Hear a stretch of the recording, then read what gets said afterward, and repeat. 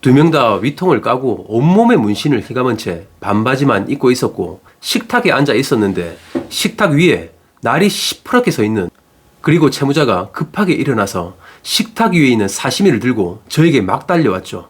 정말 기분이 진짜 더럽더라고요. 안녕하십니까, 이성훈TV의 이성훈입니다. 요즘 제 유튜브나 블로그 등을 통해서 이런 문의를 정말 많이 하셔서 답변을 드리고자 오늘 영상을 준비했습니다. 어떤 문의냐고 하면 채권 추심을 의뢰를 하려고 하는데 변호사 사무실에 의뢰를 해야 됩니까? 아니면 신용정보회사에 의뢰를 해야 됩니까? 이런 문의를 정말 많이 하십니다. 현업에 종사하는 저로서는 너무 황당하고 어이없는 문의죠. 하지만 일반인들은 충분히 그런 것을 물어보실 수 있고 궁금하실 수 있다고 생각을 합니다. 그래서 오늘 제가 이 많은 문의에 대한 확실한 결론을 내드리겠습니다. 자, 우선 우리나라에서 내 자신이 어떤 사람에게 돈을 받지 못했을 때 내 채권을 의뢰할 수 있는 곳은 신용정보회사와 변호사 두 곳밖에 없습니다. 반대로 말하면 타인의 채권 채무 관련 건을 의뢰를 받고 수임을 받아 채권자를 대신해서 채무자에게 변제 촉구를 하고 돈을 받는 추심 행위를 허가받은 곳은 우리나라에서 신용정보회사와 변호사밖에 없다는 겁니다. 은행, 캐피탈, 카드회사 이런 곳에 가서 자신의 채권을 의뢰하시는 분은 당연히 없으실 거고, 신용정보회사와 변호사 사무실 말고 다른 업체에서 돈을 대신 받아주겠다고 하는 것은 전부 사기이고 불법이니까 정말 조심하시길 바랍니다. 자, 그럼 본론으로 들어가서 일단 간단하게 이렇게 생각하시면 될 것 같습니다. 변호사 사무실은 채권자 및 원고의 사건을 의뢰를 받아서 그 권리를 가지게 해주는 역할을 하는 겁니다. 즉 쉽게 말해서 채권자가 돈을 받을 수 있는 권리 문서, 판결문 등을 받아주는 역할을 하고 그냥 법에 대한 모든 것을 하는 곳이라고 생각을 하시면 될 것 같습니다. 그리고 신용정보회사는 그 권리 문서, 즉 판결문, 지급명령 등의 집행 권한을 가지고 채무자에게 실질적으로 돈을 받아내고 현장을 누비는 사람들인 겁니다. 솔직히 제 거래처 변호사 사무실들이 많습니다. 변호사님들이 정말 채권자의 권리를 찾아주기 위해서 열심히 법률을 찾아내고 법리를 해석하고 검토하고 적용해서 좋은 판결을 채권자를 대신해서 받아주죠. 그리고 최선을 다해서 받은 판결문을 이제 채권자가 그 권리를 실행하고 채무자에게 추심해서 돈을 받아내야 되니까 저한테 많이 의뢰를 하십니다. 그렇기 때문에 업무 자체가 틀리다고 생각을 하시면 됩니다. 자, 그럼 오늘의 주제인 신용정보회사가 변호사 사무실보다 추심을 왜 잘할 수밖에 없느냐에 대해서 말씀을 드리겠습니다. 정말 이런 비교는 예를 들어 말씀드리면 편할 것 같습니다. 어떤 두 사람이 똑같은 운전면허가 있다고 할 때 한 사람은 운전면허를 따고 운전을 해보지도 않고 장롱에 넣어두고 10년, 20년간을 방치한 사람이라고 하면 또 한 사람은 수십 년을 운전을 하면서 온갖 어렵고 위험한 경우를 수도 없이 당한 산전수전을 겪은 베테랑 운전자라고 하면 딱 맞는 비유일 것 같습니다. 너무나도 많지만 오늘은 딱 세 가지로 말씀을 드리고 결론을 내어드리겠습니다. 자, 그럼 신용정보회사가 변호사 사무실보다 채권 추심을 잘할 수밖에 없는 이유에 대해서 설명드리겠습니다. 첫 번째, 규모의 차이입니다. 채무자에게 돈을 받기 위해서 제일 기본적이면서도 제일 중요한 것이 누구나 생각해도 채무자의 신용 상태, 재산 상태, 경제 활동 등 그 사람에 대한 정확한 조사가 아니겠습니까? 채무자가 뭐 먹고 사는지, 그리고 어떤 재산이 있고 어떤 상태인지를 알고 그에 따라서 적재적소의 법적 절차를 취하고 채무자를 압박해서 돈을 받아내야 된다는 거죠. 그런데 조회를 할 수 없는 변호사 사무실에서 어떻게 추심을 할 수 있다고 생각하는지 도무지 이해가 가지 않습니다. 조회가 없이 하는 추심 행위는 그냥 눈 감고 허공에 이렇게 헛성질하면서 싸우는 거하고 똑같은 겁니다. 여러분들이 주변에 낯설지 않게 보이는, 그리고 한 번쯤은 들어본 신용정보회사들이 있을 겁니다. 예를 들어 고려신용정보, 세안신용정보, 세일신용정보, SCI 평가정보, 이런 회사는 일반인들이 생각하는 것보다 규모가 정말 큽니다. 각 회사마다 최소 직원이 1000명이 넘는 회사들입니다. 많은 곳은 한 회사에 2, 3천 명이 넘는 직원들이 있고 수백 개의 전국 지점망들이 연계되어 있습니다. 각 회사가 정부의 허가를 받아 채무자를 조사하는 조회 라인과 전산, 그리고 조회 및 관리 비용이 연간 수십억입니다. 그렇기 때문에 일반 변호사 사무실에서 이런 조회 라인 자체를 운영을 하기가 힘든 것입니다. 그래서 제 거래처 변호사 사무실에서도 판결을 받으면 저희 신용정보회사로 추심을 의뢰를 하시든 아니면 조회 및 조사를 해달라고 의뢰가 들어오는 실정이죠. 그렇기 때문에 제가 말한 첫 번째, 조회 및 조사, 그리고 규모의 차이로 추심을 누가 잘하는지 어디에 맡겨야 될지 그냥 결론이 나는 것입니다. 자, 두 번째는 노력입니다. 먼저 제 다이어리, 달력, 엑셀, 파일 등을 보여드리겠습니다.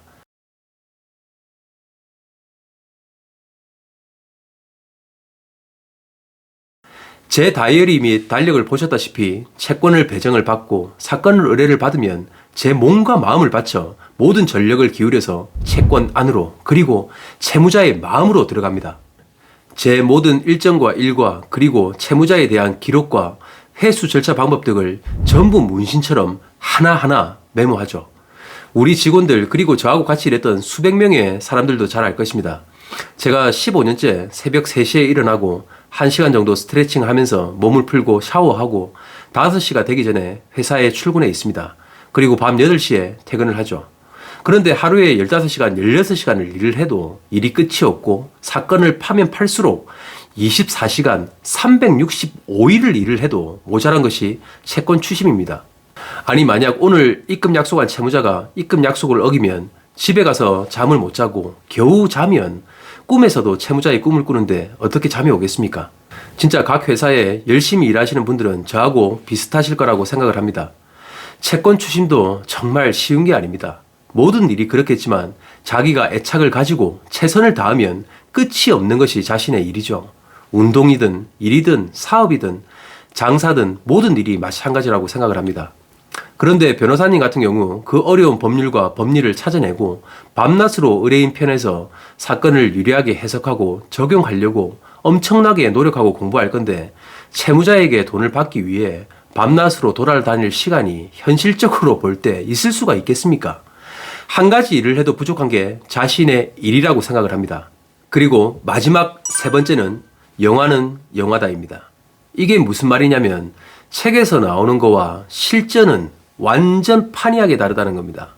많이들 상상하고 꿈꾸겠죠. 금액이 크고 좋은 채권 맡아서 회수하고 아무 일 없이 수월하게 많은 돈을 벌어가고 싶겠죠. 하지만 그건 영화에서나 일어나는 일입니다. 현실은 정말 진흙탕 싸움이 더 많습니다. 제가 신용정보회사 초창기인 20년 전부터 추심을 하고 수많은 건들을 해결을 하고 다뤄오다 보니까 너무나도 많은 일들을 겪었죠. 솔직히 변호사님들은 좋은 대학 나오시고 좋은 교육 받으신 분들인데 추심이란 험한 일을 하지 않으셨으면 합니다. 돈을 받는 방법과 법률 절차가 나오는 책들을 보면 채무자의 재산을 찾고 압류, 집행, 경매, 배당 뭐 이런 꿈 같은 얘기들이 많이 나오죠. 그런 게 책에 있는 채무자에게 회수하는 방법이라는 겁니다. 그런데 이 방송을 보시는 분이나 주변에 돈 떼이시는 분들은 어떻습니까? 채무자가 떡하니 부동산이 있는 사람이 어디 있습니까? 그리고 주식, 회원권, 현금, 채권 등 눈에 보이는 재산을 채권자가 압류하고 그리고 집행하라고 떡하니 놔두는 채무자가 어디 있겠습니까? 그런 채무자의 재산이 있으면 당연히 신용정보회사에 의뢰하지 말고 변호사 사무실에 의뢰를 해야 되겠죠. 그런데 현실은 채무자의 확실한 재산이 있는 경우가 실전에서 1000건 중에 단 한 건도 잘 없다는 겁니다. 채무자의 재산이 있으면 좋죠. 채무자를 만날 필요도 없고 아무 분란도 없고 컴퓨터에 딱 앉아서 전자사건 넣고 압류하고 집행하고 법원에 몇 번 다니면서 배당받고 사건이 끝나니까요.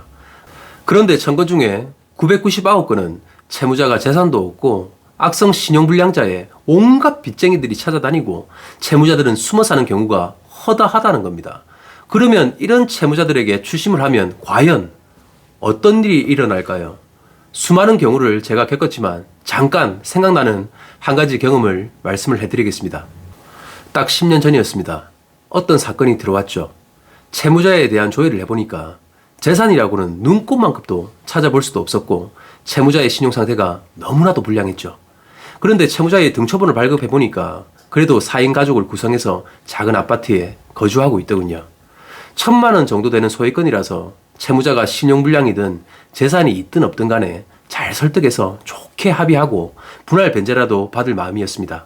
그래서 채무자가 살고 있는 경남 통영으로 출발하게 됐습니다. 저녁 8시가 조금 넘어 도착하니 어두컴컴한 밤이 되었고 채무자의 집으로 올라갔죠. 채무자의 집에 문을 두드리자 채무자가 나오더군요. 채무자가 런닝바람으로 나오는데 온몸에 문신을 얼마나 했는지 살점이 하나도 보이지 않을 정도였습니다. 일단 제 신분을 밝히고 사정 설명을 했죠. 그런데 사정 설명을 하기도 전에 온갖 입에 담지도 못할 욕설을 하는 것이었습니다. 그래서 합의라는 말도 꺼낼 수도 없었죠. 그 다음날 의뢰한 채권자에게 이런 사항을 설명을 했습니다. 그리고 채무자가 뭐 하는 사람인지 너무나도 궁금해서 채권자에게 물어보니까 통영 항구 쪽에서 작은 배에 기름을 넣어주고 일을 하는데 통영 쪽에서는 엄청 유명한 깡패라고 하더군요. 그래서 채권자 자신은 돈 받기도 무섭고 어려워서 신용정보회사에 의뢰를 했다고 하는 겁니다. 그래서 저는 채권자에게 채무자의 다른 재산이 없고 신용상태도 너무 불량해서 어려운 사건이 될 거라고 했습니다. 하지만 가족관계가 좋으니까 유체동산 집행을 하자고 상호 면담을 했죠. 그래서 통영지원 집행관 사무소에 유체동산 집행 신청을 하고 집행 당일 채무자 집 문을 따고 압류 딱지를 붙이는 압류를 완료했습니다. 통영에서 압류를 하고 사무실로 복귀한 그날 밤 역시나 채무자에게 전화가 오더군요. 그리고 채무자가 하는 말이 마, 이 개새끼야, 너희 집 어디야? 가서 칼로 배때듯이 쑤셔버린다. 이렇게 죽여버리겠다고 협박을 하더군요. 채무자 거주지 유체동산 집행 압류를 하고 경매 기일까지 20일 정도 있었는데 도저히 채무자와 합의가 되지 않았죠. 그리고 채무자도 전화가 와서 경매하면 그냥 다 죽는 날이라고 생각하고 자신 있으면 경매하러 와보라고 하더군요.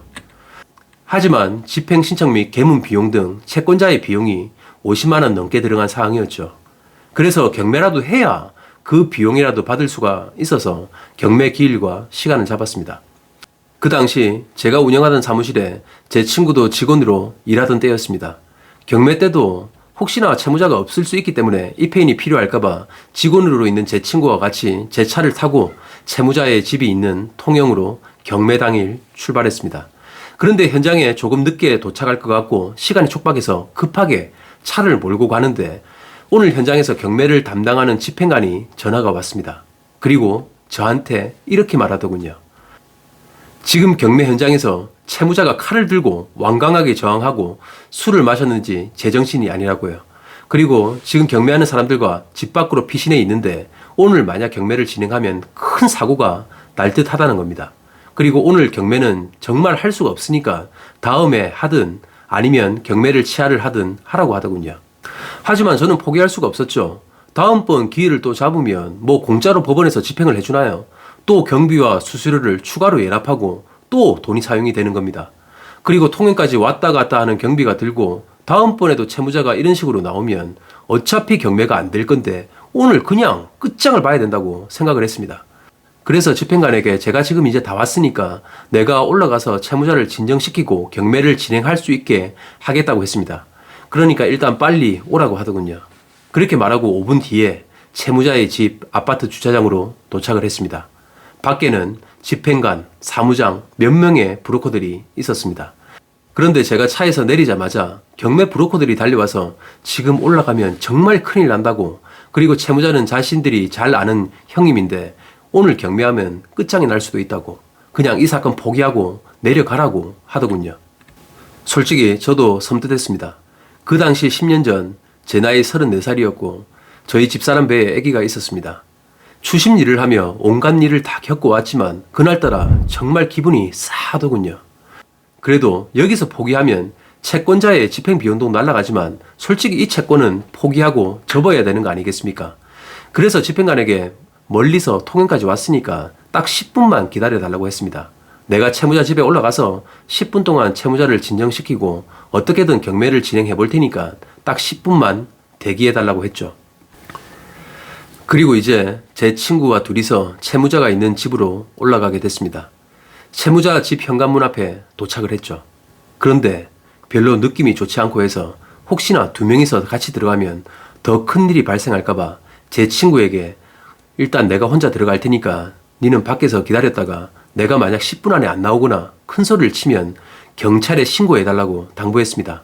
그러니까 제 친구가 바로 알았다고 하더군요.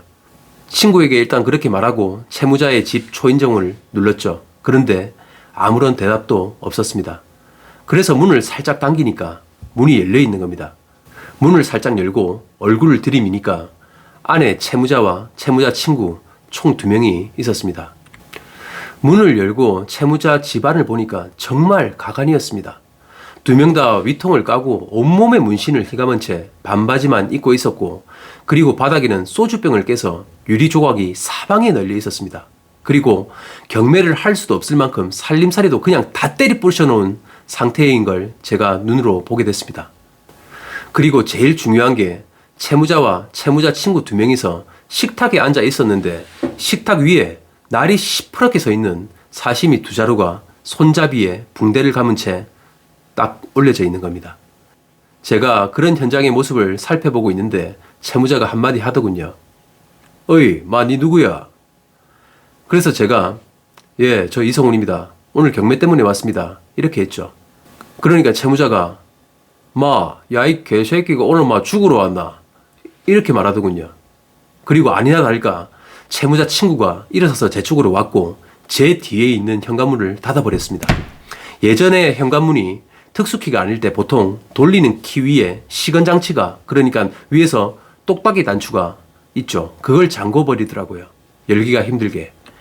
그리고 채무자가 급하게 일어나서 식탁 위에 있는 사시미를 들고 저에게 막 달려왔죠. 정말 기분이 진짜 더럽더라고요.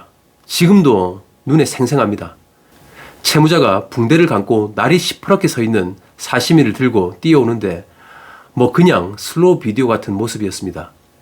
그리고 채무자가 제 가슴을 향해서 칼을 쭉 찔러 넣는데 칼을 든 채무자의 손목을 제가 어째저째 내려치게 되더라고요. 그리고 채무자와 몸싸움을 하면서 바닥에 뒹굴게 되었습니다. 바닥에는 유리 조각이 있었고 손에 피가 나고 옷은 다 찢어지고 오늘 참 이러다가 누구 하나 죽겠다 싶더라고요.